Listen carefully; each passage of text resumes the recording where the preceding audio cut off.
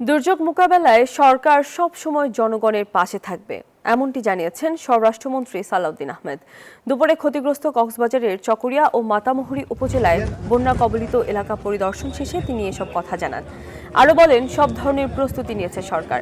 দ্রুত ক্ষতিগ্রস্তদের সরকারি ও বেসরকারি সহায়তা নিশ্চিত করা হবে বলেও জানান স্বরাষ্ট্রমন্ত্রী। এ সময় চকরিয়া, ফাঁসিয়াখালী ও পৌরসভার কুচপাড়া এলাকায় মাতামুহুরী নদীর ভাঙনে ক্ষতিগ্রস্ত মানুষের খোঁজ খবরও নেন তিনি। পরে বন্যা দুর্গতদের মাঝে ত্রাণ সামগ্রী বিতরণ করা হয়। সমস্ত ক্ষতিগ্রস্ত মানুষের পাশে আমরা, কৃষকদের পাশে আমরা আমাদের যথাযথ সরকারি এবং বেসরকারি সহযোগিতা নিয়ে আমরা দাঁড়াবো। ইতিমধ্যে যেহেতু বন্যা দুর্গত এলাকায় যেখানে যেখানে রান্না করা খাবার দেওয়ার দরকার ছিল সেখানে আমরা যথাসময়ে দেওয়ার চেষ্টা করেছি।